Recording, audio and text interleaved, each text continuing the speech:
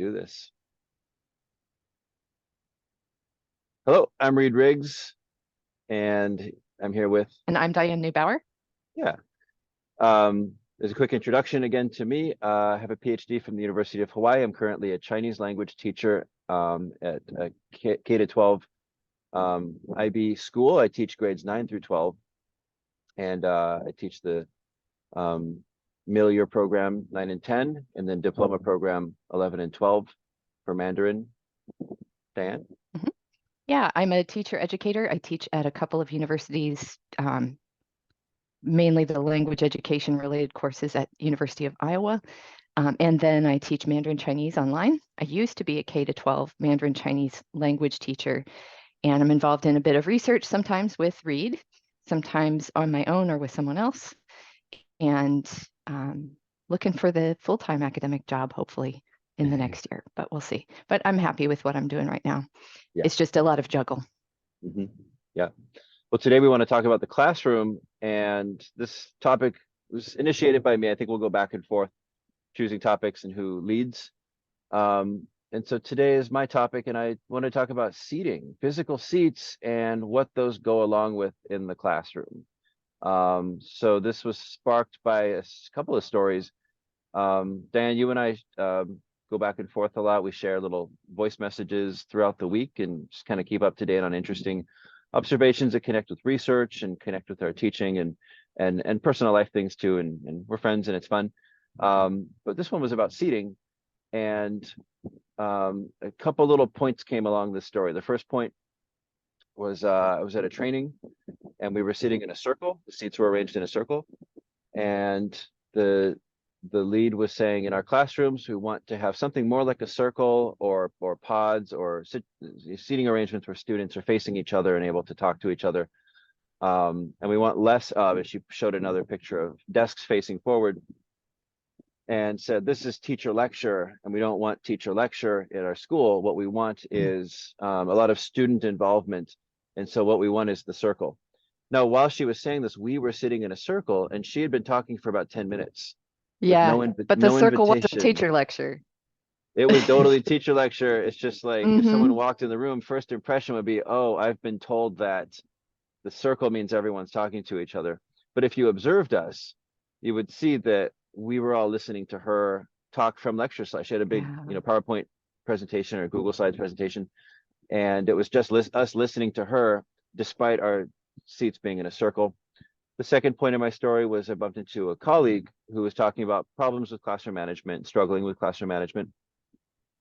And I said, one of my solutions that I found last year, I started with pods. My colleague has the desks all in pods, little groups of 4 desks, students all face each other. And they just kept chatting off topic. I couldn't get them to focus on anything we were doing. And so then I moved into U-shaped seating, and that was more of a whole class, plenary kind of thing. Teacher at the front, but at least we all are sort of facing each other too. And the kids kept like passing things to each other or kicking each other or touching each other. And then they'd complain to me like, what, she hit me first. These are high school students. And they were being playful. They had desks in that or just chairs? The desks were out of the way. I put the desks in the back, and I had just chairs, and the kids just kept messing with each other. And there again, we're off topic, distracting a lot. And I tried a lot of different seating arrangements after that. Separate chairs. I tried to U-shape, but separate so they're not touching each other. And one of my colleagues subbing for me one day just made traditional schoolhouse rows. And when I came back, he said, yeah, I just put them in rows. I couldn't think of anything else. And they were pretty focused. So I was like, yeah, fine. I don't care. I was struggling so much with classroom management. I put them in rows. And then with that, I also had routines where they come in and write quietly at first about a picture. So their own thoughts about a picture. And they were quietly doing it. So they need the space. They needed to be separated from each other. And facing forward also means they're not facing each other. Like they're facing the backs of each other's heads. And it served that purpose when we came in the room of just quietly getting down to business. And then we would have a whole class discussion, which again was teacher fronted, the same setup as the U-shape, but it was the students' ideas. I'm not lecturing. It's just I'm calling out students' ideas and then weaving that into a discussion where we're talking about the students' ideas. And I also get to see everyone's face, so I can kind of make sure everyone's involved. I can call on students to be like, do you have any thoughts? No thoughts? Okay, that's fair. Do you have any thoughts? Hey, okay, what do you think? And I can check understanding. I could do a lot with that. Hmm. And so this teacher in the lounge who I shared that whole story with, she goes, oh, but I don't lecture.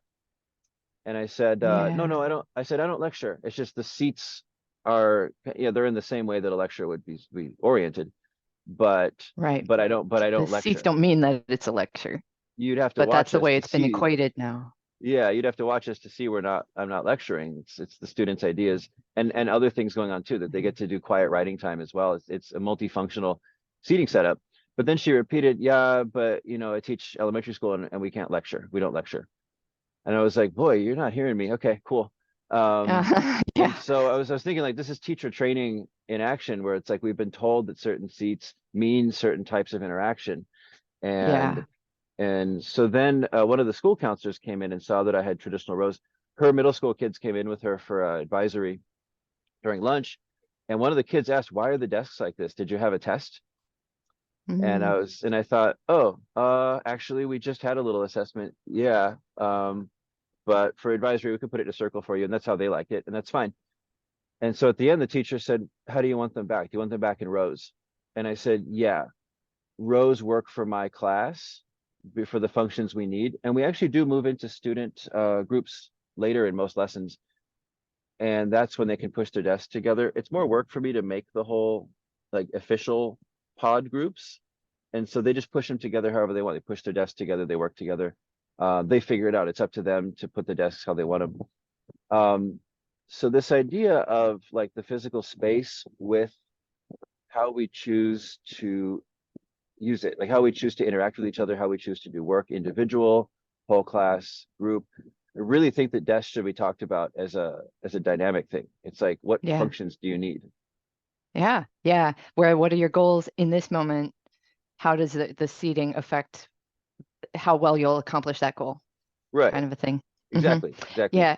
Can I share a story too? I have a very similar one to the teacher lecture or the teacher educator lecturer that you had that was putting you in a circle, and that this is, not lecture format. Yeah. I was at ACTFL one time, and I don't recall the speaker.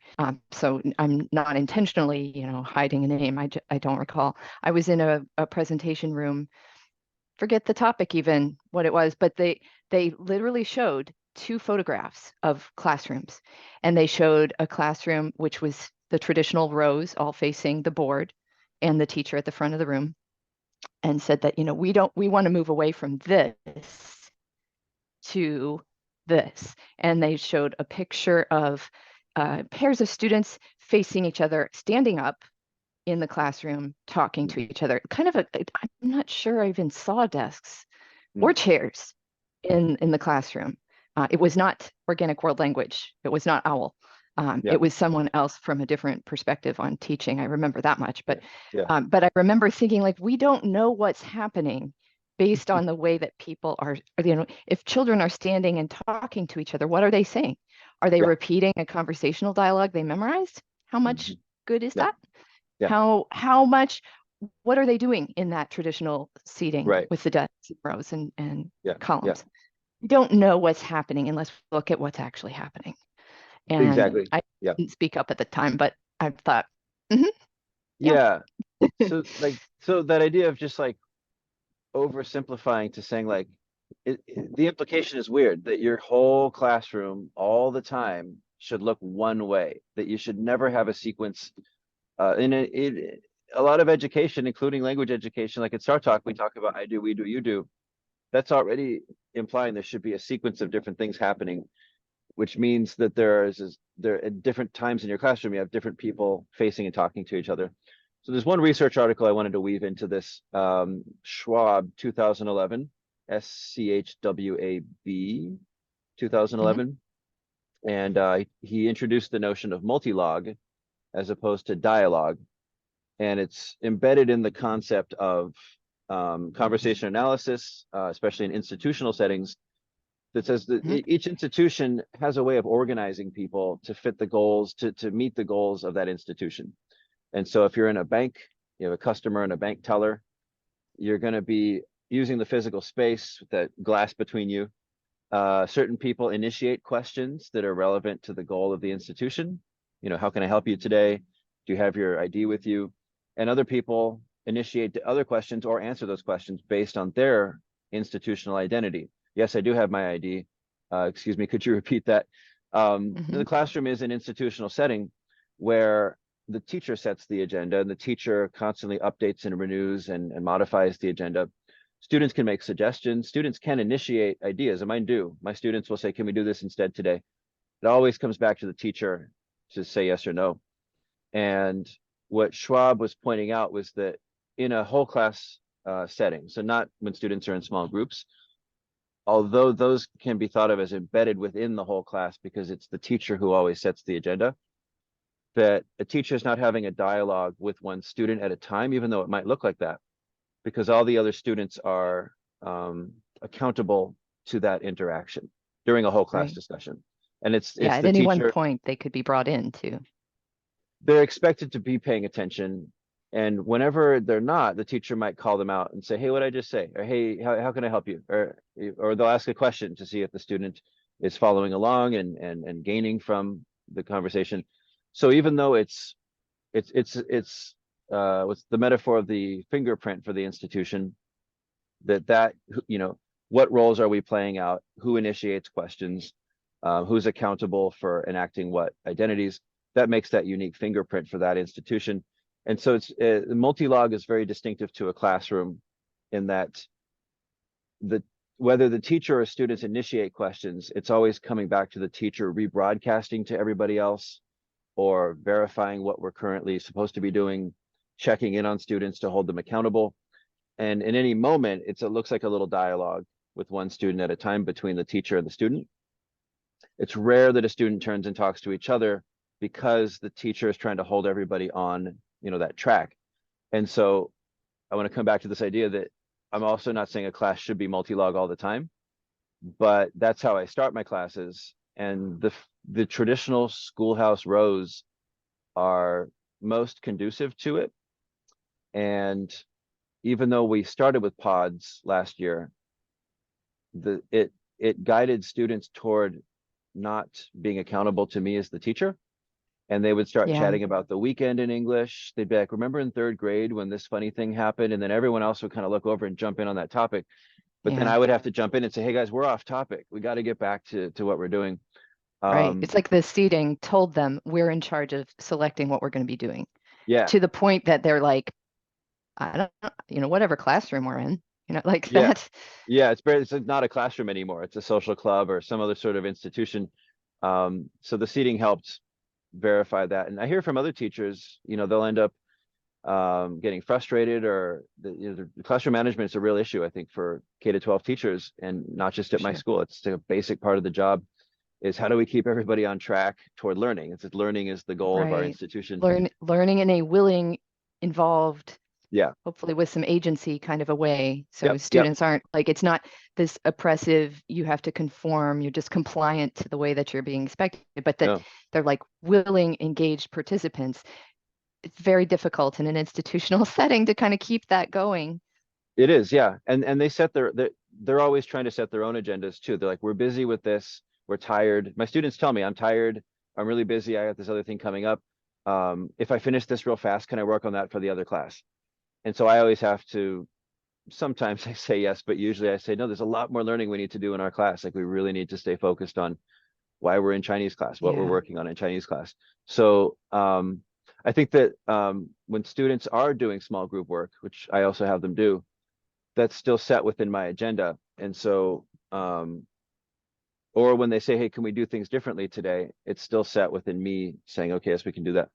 So yeah, I think my overall point here would be that we should just be very conscious of what our goals are, and not try to pretend too much that like students are fully in control. It's like you want to build that student control and student agency and student space inside of the bigger umbrella of the teacher is in control. So it's like choosing you have options within a framework or something. Within a framework, right? Yeah, it's a good way to think about it.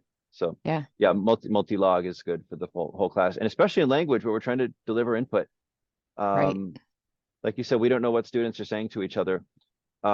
This kind of segues to another topic I've been talking about, and Dan, I think you'd have a lot to say about this too.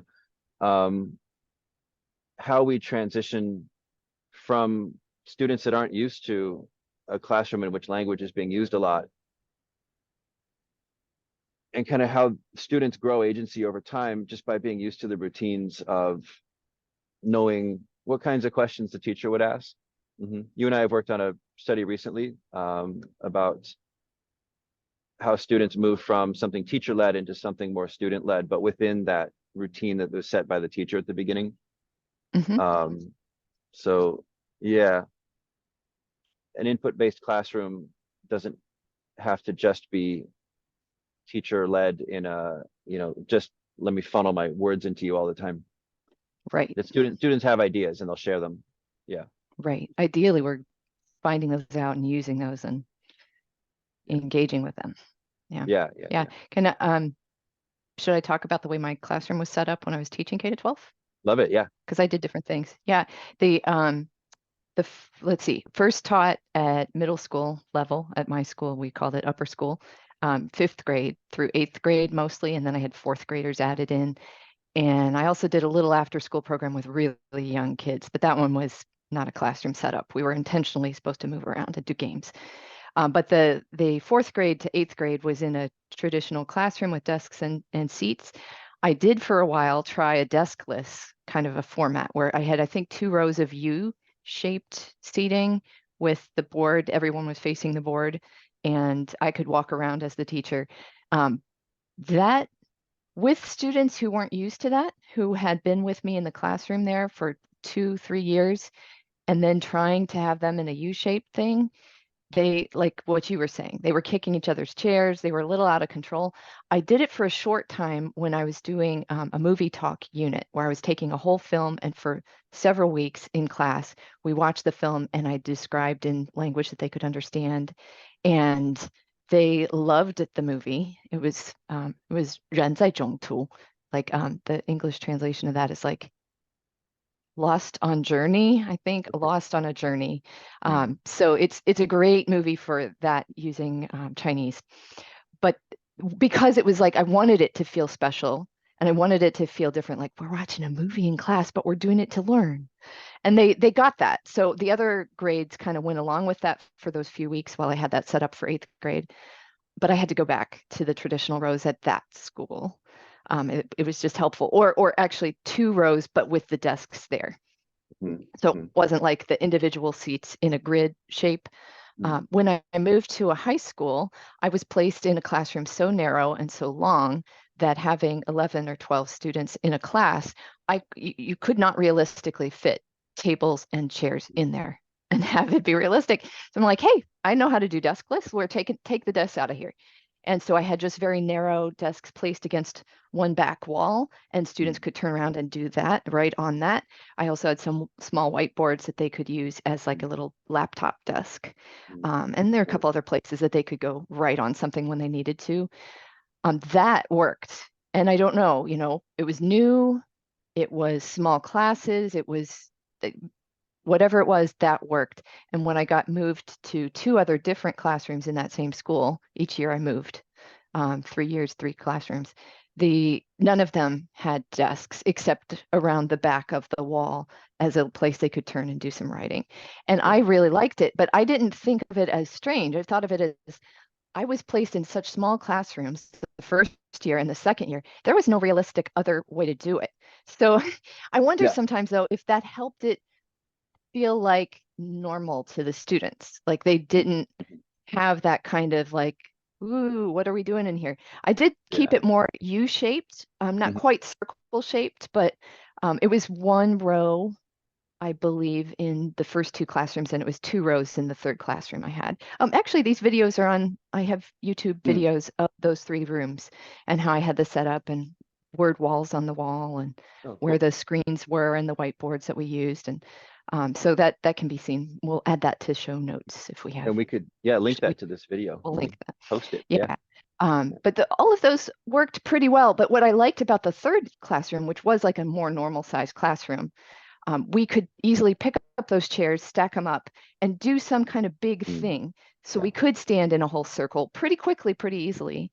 Yeah. And I liked that. I did not miss having more traditional things. But what I thought was so strange was like children who weren't taking Chinese would like come to the door and would look and like, I came to see the room without desks. Oh, funny. Like, is it really that big of a deal? It's like now it's Yeah. like a story around Yeah. the class, the Yeah. school. Yeah.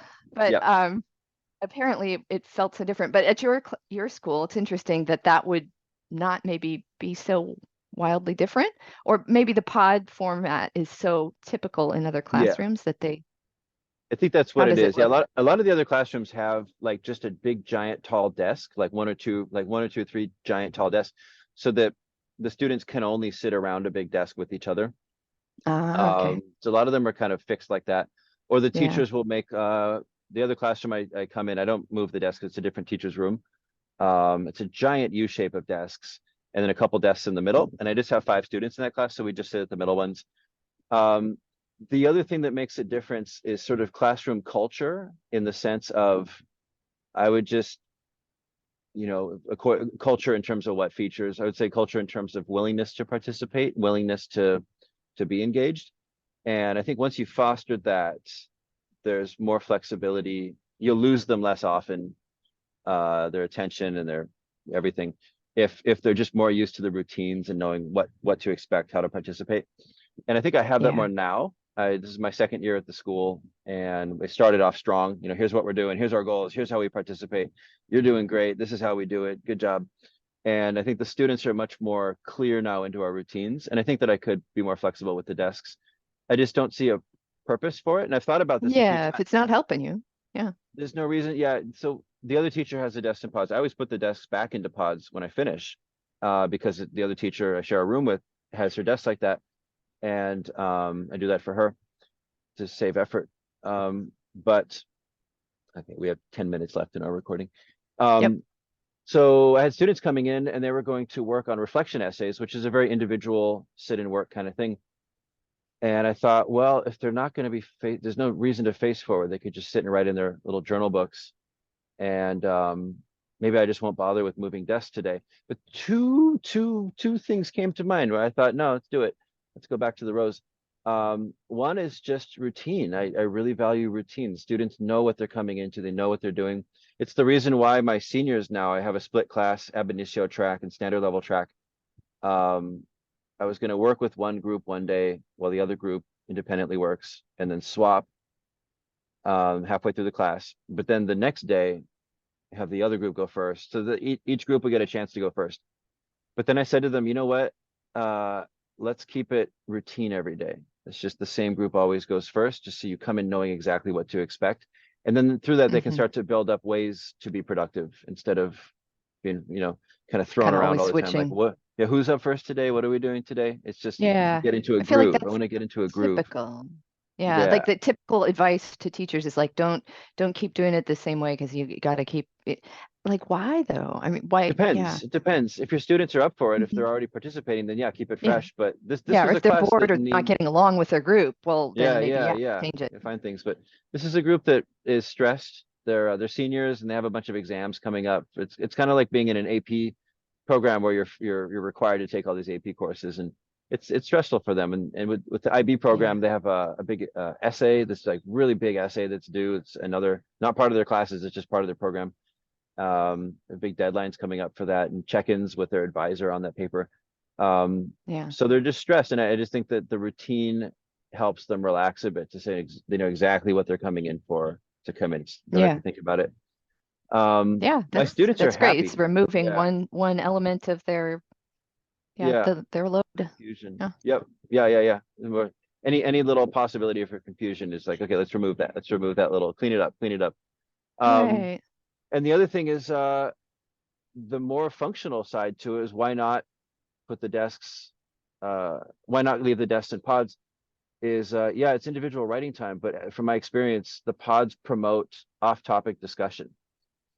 Yeah. It doesn't when they're given a task to do that is group work, some sort of group reason to Hmm. talk to each other for the task at hand.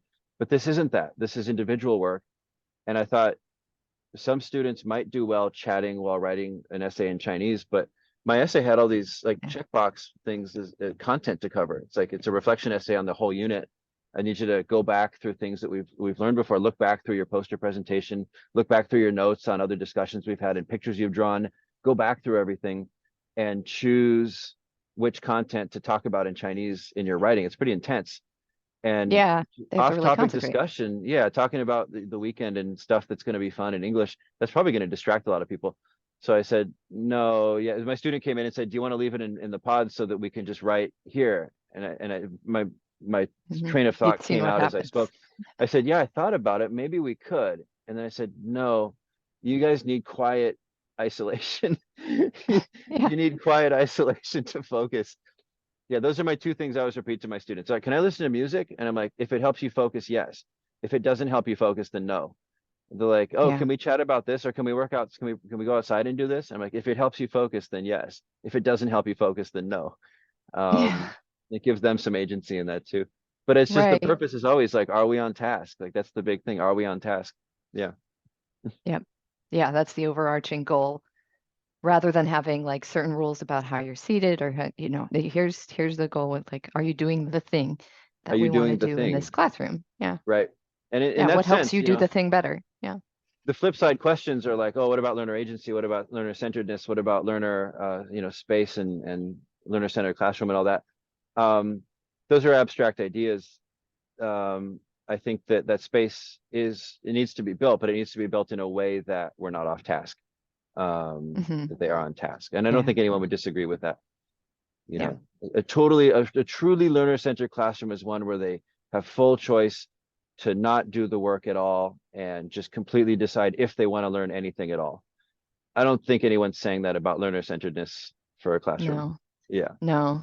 Like I think some of the unschooling things are even then they're not really that. They're like about inculcating like what's the student curious about and then following the way that it's still sure, about learning. sure. It's still about learning. Yeah, yeah, yeah. So yeah, that's about all I have to say. Keeping on topic. Yeah. Okay. Well, thanks for meeting, Diane. It's been a fun Yeah. discussion. I was trying to think if there's anything else. Oh, I Oh, do okay. have a little side thing that wouldn't take too long, and I see our Yeah, timer running. let's hear Um, it. that is the difference in being online. Mm, Because I teach mm, language online and it radically changes some of these factors. I mean, the way that Zoom works, and I teach on Zoom, I have it left so that people could send private messages to each other. And I've been told actually, occasionally they will. In the case of the people I'm working with, they've chosen to take the class and they're actually paying for lessons. So there's a difference than being an institutional school that might be online, where maybe that would be a freedom that would then be abused. But in sure. the case of the people I work with, they do that. But the fact that we're either in gallery view and everybody sees every video window, but you can also like turn off people's like you can hide the non-video participants. People don't have their camera on. You can move them out of view. I keep my gallery view all the time because I'm always wanting to read the faces of the people in the class. It's why I Mm, keep mm, groups small when I'm teaching online so yeah. that I can see their face reasonably large and still get that feedback that you said about when you have the U-shaped thing or all students are facing you're reading for their comprehension, for their engagement, for their confusion. You're Mm, responding to that in that multi-log format. So I mm, still use a lot of that. I don't, in Zoom, you don't know really what the participant's view really is. They mm, could be looking just at you as the teacher and make mm, that video window huge.